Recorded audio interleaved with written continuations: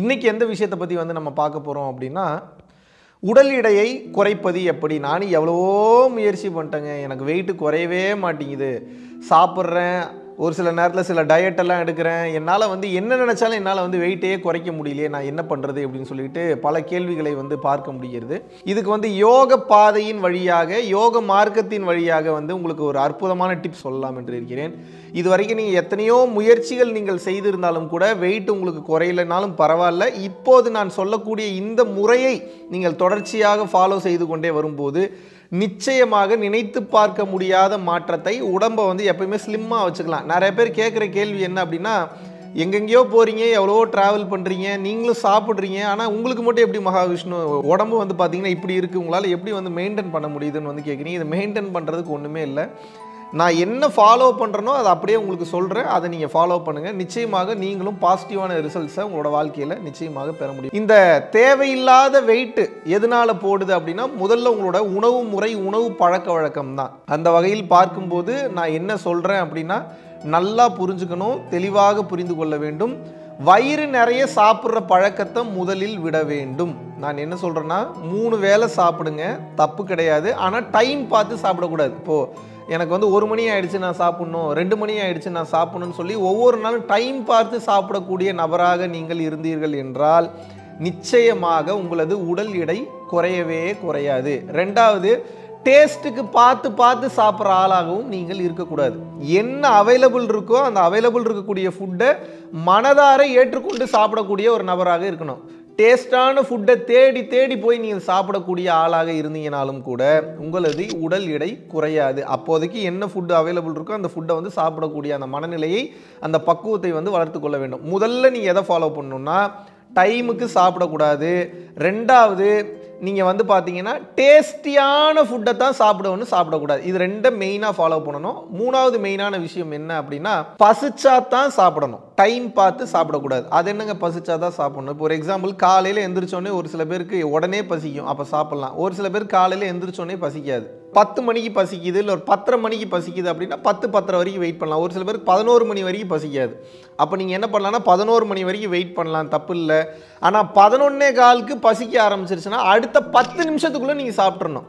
Concept என்னென்னா, பசித்து புசி என்கின்ற பழக்கத்தை வந்து நீங்கள் வந்து தொடர்ச்சியாக பின்பற்றி கொண்டே வர வேண்டும். 10:15க்கு இப்போ உங்களுக்கு பசிக்குது அப்படின்னா, இப்போ நீங்கள் 10:15 இருந்து 10:25க்குள்ளே சாப்பிட்றணும்.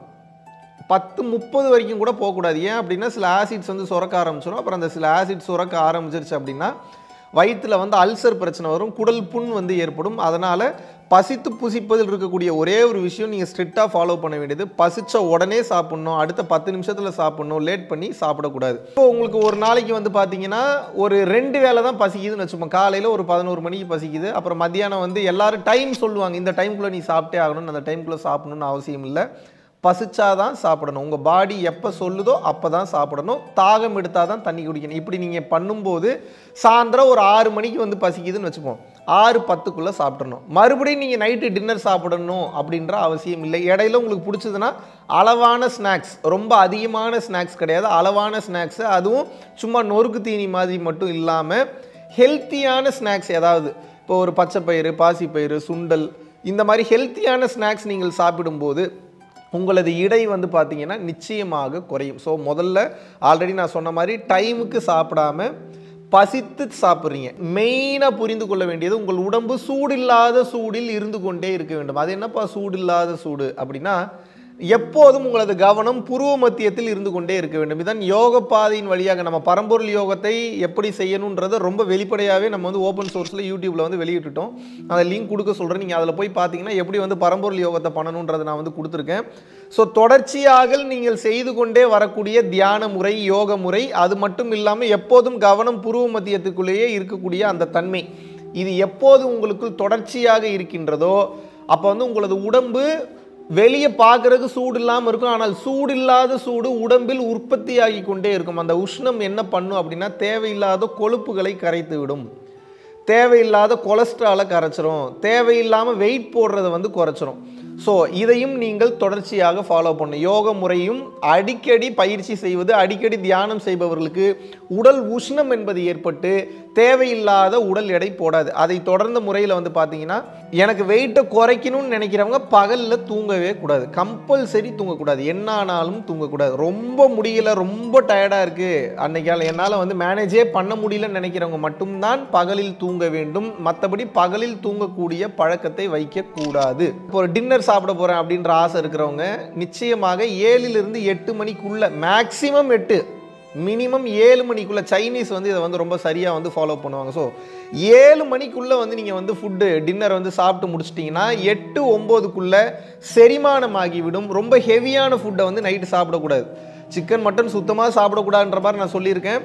ஸோ நிறைய பேர் என்ன சொன்னாலும் வந்து சிக்கன் மட்டன் வந்து நீங்கள் சாப்பிட்றீங்க, சொல்கிறத வந்து கேட்க மாட்டீங்க. இரவில் சிக்கன் மட்டன் சாப்பிடக்கூடிய பழக்கத்தை முற்றிலுமாக கைவிட்டு விட வேண்டும்.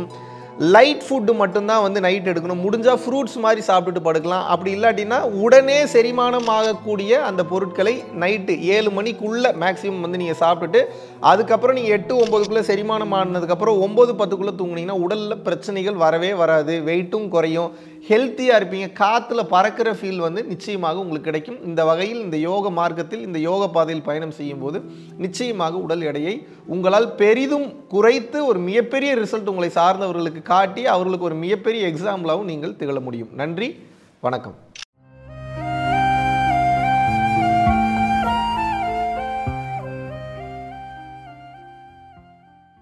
நானும் எவ்வளவோ முயற்சி பண்ணிட்டேங்க, எனக்கு வெயிட்டு குறையவே மாட்டேங்குது. இந்த தேவையில்லாத வெயிட்டு எதனால போடுது அப்படின்னா, முதல்ல உங்களோட உணவு முறை, உணவு பழக்க வழக்கம் தான். எனக்கு வந்து 1 மணி ஆயிடுச்சு நான் சாப்பிடணும், 2 மணி ஆயிடுச்சு நான் சாப்பிடணும்னு சொல்லி ஒவ்வொரு நாளும் டைம் பார்த்து சாப்பிடக்கூடிய நபராக நீங்கள் இருந்தீர்கள் என்றால் நிச்சயமாக உங்களது உடல் எடை குறையவே குறையாது. என்ன அவைலபிள் இருக்கோ அந்த அவைலபிள் இருக்கக்கூடிய ஃபுட்டை மனதார ஏற்றுக்கொண்டு சாப்பிடக்கூடிய ஒரு நபராக இருக்கணும். எனக்கு வெயிட்டை குறைக்கணும்னு நினைக்கிறவங்க பகலில் தூங்கவே கூடாது, கம்பல்சரி தூங்கக்கூடாது, என்ன ஆனாலும் தூங்கக்கூடாது. இந்த டைம்குள்ளே நீ சாப்பிட்டே ஆகணும், அந்த டைம்குள்ளே சாப்பிடணும்னு அவசியம் இல்லை. பசிச்சாதான் சாப்பிடணும். உங்கள் பாடி எப்போ சொல்லுதோ அப்போ தான் சாப்பிடணும். தாகம் எடுத்தால் தான் தண்ணி குடிக்கணும். எப்போதும் கவனம் புருவ மத்தியத்துக்குள்ளேயே இருக்கக்கூடிய அந்த தன்மை, இது எப்போது உங்களுக்கு தொடர்ச்சியாக இருக்கின்றதோ வெளியே பார்க்கறதுக்கு சூடு இல்லாமல் இருக்கும், ஆனால் சூடு இல்லாத சூடு உடம்பில் உற்பத்தியாகி கொண்டே இருக்கும். அந்த உஷ்ணம் என்ன பண்ணும் அப்படின்னா தேவையில்லாத கொழுப்புகளை கரைத்து விடும். இரவில் சிக்கன் மட்டன் சாப்பிடக்கூடிய பழக்கத்தை முற்றிலுமாக கைவிட்டு விட வேண்டும். லைட் ஃபுட்டு மட்டும்தான் வந்து நைட் எடுக்கணும்.